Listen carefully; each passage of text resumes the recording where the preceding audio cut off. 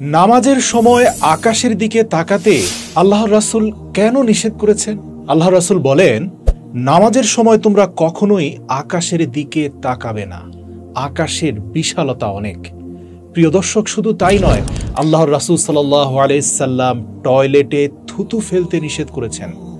বর্তমান বিজ্ঞান আল্লাহর রাসূলের জীবন ঘনিষ্ঠ প্রত্যেকটি উপদেশ নিয়ে বিস্তর গবেষণা করে খুঁজে পেয়েছে এক আশ্চর্য বৈজ্ঞানিক সত্য।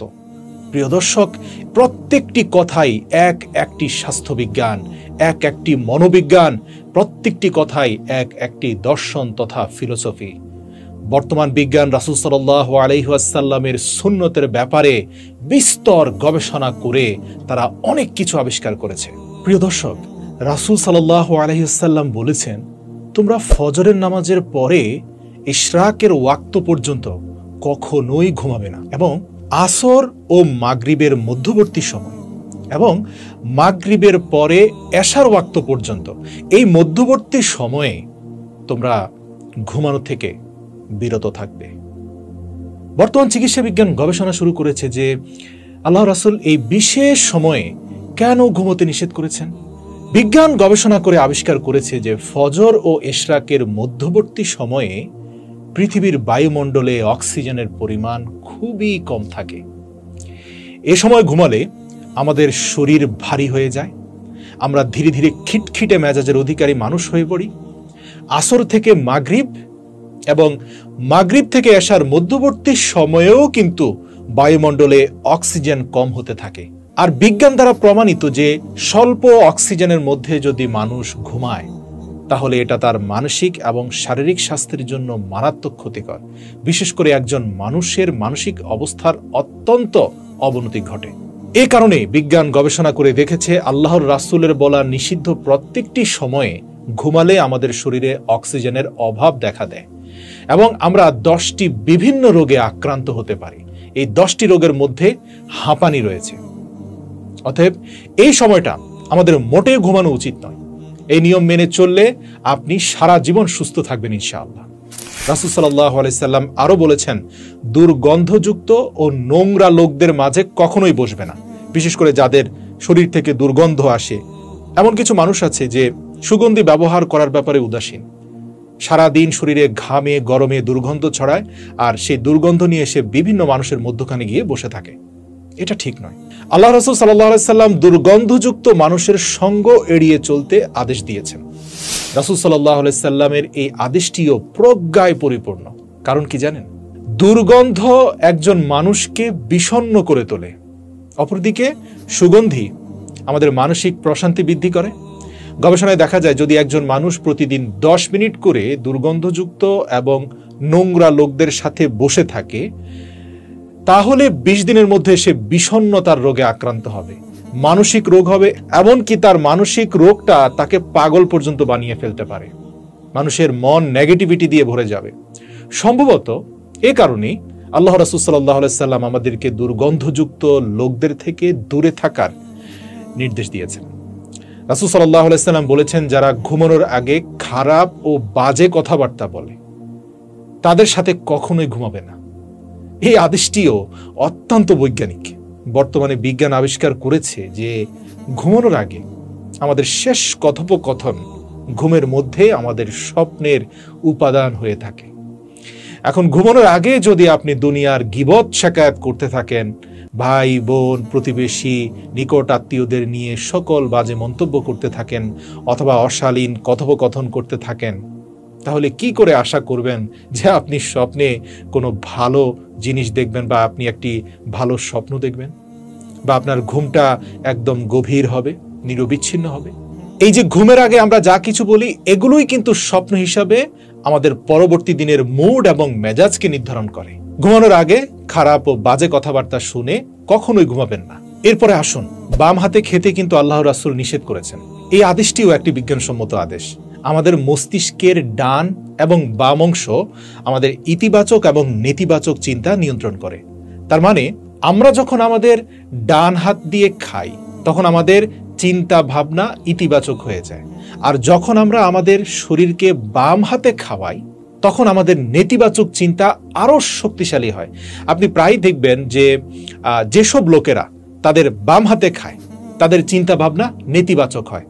আপনি দেখতে পাবেন যে এরা সর্বদা সন্দেহপ্রবণ হয়, এরা শুধু অন্যের বিরুদ্ধে অভিযোগ করে, অন্যের গীবত করে বেড়ায় এবং এদেরকে সর্বদা অন্যের ক্ষতি করতেই দেখা যায়। রাসূল সাল্লাল্লাহু আলাইহি সাল্লাম আরো বলেছেন, মুখ থেকে খাবার বের করে কখনো সেই খাবার খাবে না। আল্লাহু আকবার। আমি জানি এটা অধিকাংশ মানুষই খান না, কিন্তু কেউ যদি খেয়ে থাকেন আজ থেকে কখনোই খাবেন না। অন্যের মুখের খাবারের কথা বলছি না, আপনার নিজের মুখে লোকমা তুলে যে খাবারটা খেয়েছেন, ধরেন মুখে কোনো পাথর পড়লো বা কাঁটা বিঁধলো, এজন্য মুখ থেকে খাবারটা আবার আপনি ফেলে দিলেন বা হাতে নিয়ে আসলেন, পুনরায় সেই খাবার দ্বিতীয়বার পরিশুদ্ধ করেও খেতে যাবেন না। আল্লাহর রাসূলের নিষেধ আছে। এবার আসুন বিজ্ঞান গবেষণা করে এর ভিতরে কি ব্যাখ্যা খুঁজে পেয়েছে।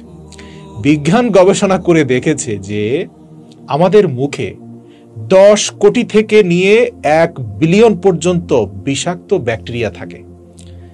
এই ব্যাকটেরিয়াগুলো মারাত্মক জীবাণুতে পরিণত হয়।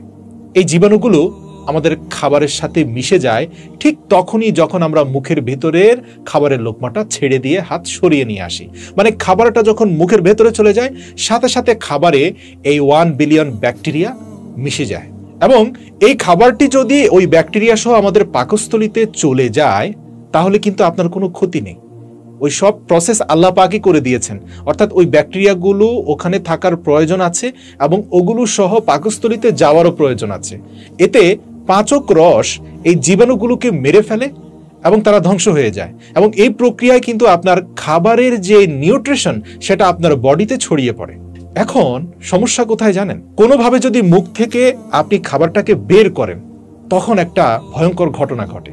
আপনার মুখের ভেতরে প্রবেশ করার পরে যে ব্যাকটেরিয়াগুলো মিশে গিয়েছে, মুখ থেকে খাবারটা বের করার পরে বাইরের অক্সিজেনের সাথে ওই খাবারের ব্যাকটেরিয়া মিশে মুহূর্তের মধ্যে 1 বিলিয়ন থেকে কয়েক ট্রিলিয়ন জীবাণুতে পরিণত হয়ে যায় সেই খাবার।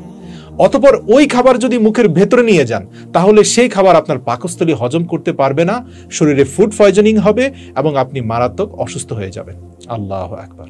এবং এই বিষ আমাদের পুরো ডাইজেস্টিভ সিস্টেমকে ধ্বংস করে দেয়। আপনি কখনো এমন কোনো মানুষকে সুস্থ সবল দেখবেন না যাদের মুখ থেকে খাবার বের করে খাওয়ার অভ্যেস আছে। নবী করিম সাল্লাল্লাহু আলাইহি সাল্লাম আমাদেরকে বলেছেন, মজার ছলে হোক অথবা প্রয়োজনে হোক কখনো হাতের আঙ্গুলগুলো ফাটাতে যাবে না। আধুনিক বিজ্ঞান বলে যে আমরা যারা আমাদের আঙ্গুল ফুটাই, অর্থাৎ আঙ্গুলের জয়েন্টগুলো ফুটাই, তাদের আঙ্গুলের জয়েন্টগুলো ফাঁকা হতে শুরু করে এবং পরবর্তীতে জয়েন্টের ব্যথার কারণ হয় এটা। নবী করিম সাল্লাল্লাহু আলাইহি সাল্লাম আমাদের বলেছেন, জুতা পরার আগে তা ভালোভাবে ঝেড়ে নাও। এখন অনেকে বলতে পারেন যে জুতা পরার আগে তো ঝেড়ে নিবই, ময়লা আবর্জনা দেখলে ঝেড়েই পরবো, এটা আবার বলার কি আছে? প্রিয় দর্শক, আল্লাহ রাসূল অপ্রয়োজনে কোনো তুচ্ছ কথাও বলেন না। আমাদের দৈনন্দিন জীবনে অনেক সময় দেখা যায় বিভিন্ন ধরনের ভয়ঙ্কর ছাড় পোকা থেকে শুরু করে বিষাক্ত পোকামাকড়, বিচ্ছু, টিকটিকি এবং ছোট ছোট সাপ আমাদের জুতার ভেতরে আশ্রয় নেয়। আমাদের শিশুরা অনেক সময় খেলার ছলে আমাদের জুতার ভেতরে পেরেক, কাঁটা, এমনকি ব্লেড পর্যন্ত ফেলে রাখে। এই অবস্থায় জুতা পরলে আমাদের পায়ে আঘাত লাগবে বা জুতার ভেতরে পোকামাকড় থাকলে পোকামাকড় কামড়াবে। তাই জুতা পরার আগে তা ভালোভাবে ছেড়ে নেওয়া উচিত। নবী করিম সাল্লাল্লাহু আলাইহি সাল্লাম আমাদের আরো নিষেধ করেছেন, নামাজের সময় যেন আমরা আকাশের দিকে না তাকাই। এই আদেশটি অত্যন্ত বৈজ্ঞানিক। আকাশের অনেক বিশালতা আছে, এই বিশালতা সব সময় আমাদের মনোযোগ আকর্ষণ করে। আমরা যখনই আকাশের দিকে তাকাই, আপনি দেখবেন, প্রয়োজনে এখন একবার তাকিয়ে দেখুন, দেখবেন যে আকাশের দিকে তাকালে আমাদের মনোযোগ সেদিকে আকৃষ্ট হয়। আকাশের দিকে তাকালে আপনার মাথায় যতই চিন্তা থাকুক না কেন, মুহূর্তের মধ্যে আকাশের বিশালতা আপনার সকল মনোযোগ কেড়ে নিয়ে যাবে। আকাশের দিকে তাকিয়ে আপনি অন্য চিন্তায় মগ্ন থাকার সুযোগ খুব কম। এ কারণে যদি নামাজে আপনি আকাশের দিকে তাকান, ফলে নামাজ থেকে মনোযোগ সরে যায়। তখন পুনরায় নামাজে আমাদের মনোযোগ ফিরে পেতে অনেক সময় লেগে যায়, যেখানে নামাজের জন্য খুশু বা একাগ্রতা খুবই প্রয়োজন। নামাজ মানে আল্লাহর সাথে কথোপকথন, এখানে অন্য চিন্তা তো কোনোভাবেই আনা প্রয়োজন নেই। আমরা নামাজের সময় আকাশের দিকে তাকালে নামাজের সেজদা ও রুকুর কথাও ভুলে যাই। এই আকাশের দিকে তাকানো বা মনোযোগের ব্যাপারটা অন্য কাজের ক্ষেত্রেও কিন্তু গুরুত্বপূর্ণ। এই যেমন ধরুন, যদি কোনো লেখক লেখালেখির সময় অথবা কোনো চিত্রশিল্পী গুরুত্বপূর্ণ ছবি আঁকার সময়, অথবা কোনো সুরকার তার সুর তৈরি করার সময় তারা আকাশের দিকে তাকায়, তখন তাদের মনোযোগ বিচ্ছিন্ন হয়ে যায়। ফলে তারা তাদের কাজ ভালোভাবে সম্পূর্ণ করতে পারে না। সম্ভবত এ কারণেই বিশ্বের বেশিরভাগ সৃজনশীল কাজ বন্ধ ঘরের ভেতরেই সম্পন্ন হয়েছিল। এবং নবী রাসূলেরা, এমনকি আল্লাহর ওলি এবং বুজুর্গরাও সবসময় কোনো বন্ধ জায়গায় আল্লাহর ধ্যানে মগ্ন থেকেছেন। এই যেমন ধরুন, আল্লাহর রাসূল নবুয়াতের পূর্বে পাহাড়ের উপরে খোলা আকাশের নিচে আল্লাহর ধ্যান করেননি। মনোযোগ নষ্ট হবে বলে তিনি পাহাড়ের উপরে কোনো একটা গুহার ভিতরে, আমরা ইতিহাস থেকে জানি হেরা গুহার ভিতরে থেকে আল্লাহর ধ্যান করেছেন। নির্জনে গিয়েছেন ঠিকই, কিন্তু সরাসরি আকাশের দিকে তাকিয়ে করেননি। রাসূল সাল্লাল্লাহু আলাইহি সাল্লাম আরো বলেছেন যে টয়লেটে, বিশেষ করে কমোডে কখনোই থুতু ফেলবে না। এই আদেশের মধ্যে দুটি হিকমত লুকিয়ে রয়েছে। আল্লাহু আকবার। প্রথমত, টয়লেটে থুতু ফেলার কারণে পরবর্তীতে টয়লেটে আসা লোকজনের সমস্যা হয়, এটা তো কমন সেন্সের ব্যাপার। দ্বিতীয়ত, টয়লেটের ভেতরে লক্ষাধিক ব্যাকটেরিয়া ও জীবাণু থাকে। আমরা যখন থুতু ফেলার জন্য আমাদের মুখ খুলি, তখন বাতাসে উড়ে বেড়ানো ব্যাকটেরিয়া ও জীবাণু আমাদের মুখের ভিতরে প্রবেশ করে এবং তা আমাদের লালা অর্থাৎ থুতুর সাথে মিশে যায়। এগুলো পরবর্তীতে কিন্তু আমাদের পাকস্থলী বা ফুসফুসে গিয়ে পৌঁছায় এবং তারপর আমরা অসুস্থ হয়ে যাই। বিজ্ঞান গবেষণা করে দেখেছে যে আমাদের নাক এই সমস্ত ব্যাকটেরিয়া ও জীবাণুকে আমাদের ফুসফুসে পৌঁছাতে দেয় না। মানে নাক দিয়ে যদি আপনি বাথরুমে গিয়ে নিঃশ্বাস নেন, তাহলে কিন্তু ব্যাকটেরিয়া বা জীবাণু আপনার ফুসফুসে যেতে পারবে না। কিন্তু কোনোভাবে যদি মুখ দিয়ে একটা নিঃশ্বাস নেন, তাহলে বিপদে পড়বেন। এখন অনেকেই বলতে পারেন যে থুতু ফেলাতে সমস্যা কোথায়? থুতু ফেলার জন্য মুখ খুলতে হয়, আর ওই মুহূর্তে মুখ দিয়ে কিছু অক্সিজেন যদি প্রবেশ করতে নেয়, তার সাথেই কিন্তু জীবাণুগুলো প্রবেশ করবে। বিজ্ঞান বলছে নাক দিয়ে শুধুমাত্র কেমিক্যাল শরীরে প্রবেশ করতে পারে। ব্যাকটেরিয়া বা জীবাণু বেশিরভাগ ক্ষেত্রেই আমাদের মুখ দিয়ে শরীরের ভেতরে প্রবেশ করে। তাই বৈজ্ঞানিকরা টয়লেটে মুখ দিয়ে শ্বাস না নিয়ে নাক দিয়ে শ্বাস নিতে বলেছেন। এবং একই কথা আল্লাহর রাসূল সাল্লাল্লাহু আলাইহি সাল্লাম বলেছেন। আল্লাহর রাসূল বলেছেন, টয়লেটে গিয়ে কখনোই থুতু ফেলবে না, কারণ জীবাণুদের শরীরে প্রবেশের সবচেয়ে বড় স্থান হলো টয়লেট। তাই টয়লেটের ভেতরে লম্বা শ্বাস নেওয়া, থুতু ফেলা, গান গাওয়া, শব্দ করা, এখন তো কিছু মানুষ আবার মোবাইল ফোনে কথা বলেন। প্রিয় দর্শক, এই কাজগুলো করবেন না, এগুলো এড়িয়ে চলা উচিত। এতে আপনার স্বাস্থ্য ভালো থাকবে। রাসূল সাল্লাল্লাহু আলাইহি সাল্লাম আরো বলেছেন যে কাঠ কয়লা দিয়ে দাঁত পরিষ্কার করো না। আমি জানি এখন অনেকেই সচেতন, কিন্তু তারপরেও গ্রামে কিছু মানুষ আছেন যারা কয়লা ব্যবহার করেন দাঁত পরিষ্কার করতে। কয়লা আমাদের দাঁতকে হয়তো সাময়িকভাবে উজ্জ্বল করে, কিন্তু পাশাপাশি কয়লা আমাদের মাড়ির ক্ষতি করে। এছাড়াও এটি আমাদের দাঁতের শিকড়কে দুর্বল করে দেয় এবং আমাদের নিঃশ্বাসে দুর্গন্ধ সৃষ্টি করে। কাঠ কয়লা সম্পূর্ণটাই কার্বন, এমনকি এটি স্বাস্থ্যকর নয়। সবচেয়ে বড় কথা, এই কয়লা জিনদের খাবার। রাসূল সাল্লাল্লাহু আলাইহি সাল্লাম আরও ইরশাদ করেছেন যে তোমরা সব সময় বসা অবস্থায় কাপড় পরিবর্তন করো, বিশেষ করে পায়জামা পরো। এখানে সমস্যা হলো যে আমরা অনেকে সালোয়ার বা প্যান্ট বা পায়জামা পরার সময় দাঁড়িয়ে পরার চেষ্টা করি। এতে কি হয়, আমাদের পা আটকে যায় এবং আমরা ভারসাম্য হারিয়ে পড়ে যাই। একটা গবেষণায় এসেছে, শুধুমাত্র দাঁড়িয়ে প্যান্ট পরতে গিয়ে ভারসাম্য হারিয়ে পড়ে গিয়ে প্রতি বছর বেশ কয়েকজন মানুষ পৃথিবীতে মারা যায়। আমরা প্রত্যেকেই জীবনে কোনো না কোনো সময় এই পরিস্থিতির শিকার হই। আমরা হয়তো পড়ে গিয়ে ব্যথা পাই না, কিন্তু ভারসাম্য হারিয়ে ফেলি। এজন্য আল্লাহ রাসূল বলেছেন, বসে পায়জামা, প্যান্ট, সালোয়ার যাই পরার বসে পরো। বিশেষ করে একেবারে বয়স্ক ব্যক্তিদের এই বিষয়ে সতর্কতা সর্বোচ্চভাবে অবলম্বন করা উচিত। রাসূল সাল্লাল্লাহু আলাইহি সাল্লাম আরও ইরশাদ করেছেন যে শক্ত বস্তুকে দাঁত দিয়ে ভাঙতে যেও না। আমরা অনেক সময় শক্ত মাংসের হাড়, বিশেষ করে গরুর মাংসের হাড়, সেটাকে আমরা দাঁত দিয়েই সেটাকে কাবু করার চেষ্টা করি।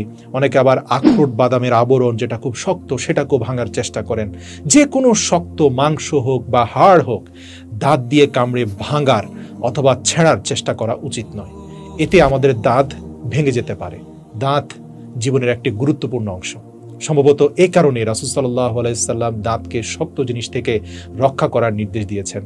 বিজ্ঞান গবেষণা করে দেখেছে, শক্ত বস্তু যদি আপনি দাঁত দিয়ে ভাঙার চেষ্টা করেন, এতে শক্ত বস্তু না ভাঙলেও, এমনকি আপনার দাঁতও যদি না ভাঙে, কিন্তু এই যে দাঁতে প্রেসার দিচ্ছেন, এতে স্থায়ীভাবে দাঁতের মাড়ি এবং দাঁতের গোড়া মারাত্মকভাবে ক্ষতিগ্রস্ত হতে পারে। প্রিয় দর্শক, নবী করিম সাল্লাল্লাহু আলাইহি সাল্লাম তার সমগ্র জীবন সাদা সিধা এবং অনাড়ম্বরপূর্ণভাবে কাটিয়েছেন। জীবিকার ক্ষেত্রে, জীবনযাপনের ক্ষেত্রে, মানুষের সঙ্গে মেলামেশায় সর্বক্ষেত্রে তিনি ছিলেন সাদা সিধা ও অনাড়ম্বরপূর্ণ একজন মানুষ। কখনো কখনো রাসূল সাল্লাল্লাহু আলাইহি ওয়াসাল্লাম এর ঘরে অনেকদিন পর্যন্ত চুলা জ্বলত না। একবার হযরত ফাতেমা রাদিয়াল্লাহু তাআলা আনহা রাসূল সাল্লাল্লাহু আলাইহি সাল্লামের ঘরে এক টুকরো রুটি নিয়ে হাজির হলেন। নবী করিম সাল্লাল্লাহু আলাইহি ওয়াসাল্লাম জিজ্ঞেস করলেন, এটা কি রে মা? হযরত ফাতেমা রাদিয়াল্লাহু তাআলা আনহা বললেন, আব্বাজান, এটা রুটি, আমি আপনার জন্য বানিয়ে এনেছি। আপনাকে ছেড়ে আমার খেতে মন চাইছিল না, সেজন্যই এই রুটি নিয়ে আপনার খেদমতে হাজির হয়েছি। নবী করিম সাল্লাল্লাহু আলাইহি ওয়াসাল্লাম খেয়ে বললেন, আজ 3 দিন পর এটাই প্রথম খাবার যা তোমার পিতার পেটে প্রবেশ করেছে। রাসূলুল্লাহ সাল্লাল্লাহু আলাইহি ওয়াসাল্লাম এর দস্তরখানে কখনো একের অধিক খাবার থাকতো না। তিনি যদি রুটি খেতেন তবে এর সাথে অতিরিক্ত কিছু থাকতো না। কখনো কখনো রাসূলুল্লাহ সাল্লাল্লাহু আলাইহি ওয়াসাল্লাম এমনও অভাবের সম্মুখীন হতেন যে ক্ষুধার তীব্রতায় তার পেট পিঠের সাথে লেগে যেত। খন্দকের যুদ্ধের সময় হযরত তালহা রাদিয়াল্লাহু তাআলা আনহু যখন খন্দক খননের সময় রাসূল সাল্লাল্লাহু আলাইহি সাল্লামের কাছে এসে ক্ষুধার ব্যাপারে অভিযোগ করলেন এবং নিজের জামা উঠিয়ে রাসূলকে তার পেট দেখালেন। তার পেটের উপর একটি পাথর বাঁধা ছিল। এটা দেখে নবী করিম সাল্লাল্লাহু আলাইহি ওয়াসাল্লাম নিজের পেটের উপর থেকে কাপড় সরিয়ে হযরত তালহাকে দেখালেন। হযরত তালহা রাদিয়াল্লাহু তাআলা আনহু বললেন, আমি দেখেছি যে আমার একটি পাথরের জায়গায় রাসূল সাল্লাল্লাহু আলাইহি ওয়াসাল্লামের পেটে 2টো পাথর বেঁধে রাখা হয়েছে। প্রিয় দর্শক, আপনাদেরকে জানিয়ে রাখি, বায়োলজিক্যাল টার্মসে মানুষ যখন তীব্র ক্ষুধার কষ্টে থাকে তখন যদি পেটে ভারী কোনো বস্তু বেঁধে রাখে তখন ক্ষুধার যন্ত্রণা কিছু সময়ের জন্য কমে যায়। আর এজন্যই প্রাচীনকালে ক্ষুধার যন্ত্রণায় মানুষ পেটে পাথর বেঁধে ক্ষুধার কষ্টটাকে ভুলে থাকার চেষ্টা করত। আল্লাহ রাসূল এভাবেই পেটে পাথর বেঁধে ক্ষুধার কষ্টকে ভুলে থাকার চেষ্টা করেছেন। অথচ তিনি যদি চাইতেন তাহলে তার জন্য কি দুনিয়ার সমস্ত ভোগবিলাসের ব্যবস্থা করা হতো না? রাসূলুল্লাহ সাল্লাল্লাহু আলাইহি সাল্লাম তার মাদানী জীবনের শেষ দিকে, বিশেষ করে খাইবার এবং হুনাইনের যুদ্ধ বিজয়ের পর, তিনি কি তার জন্য স্বাভাবিক বিলাসিতার কোনো ব্যবস্থা করতে পারতেন না যখন বিলিয়ন বিলিয়ন স্বর্ণ মুদ্রা মুসলিমরা অর্জন করেছে? রাসূল সাল্লাল্লাহু আলাইহি সাল্লাম তার অনবদ্য জীবনের মাধ্যমে উম্মতকে এটাই শিখিয়েছেন যে সব স্বাভাবিক আরাম আয়েশের ব্যবস্থা থাকা সত্ত্বেও সাধারণ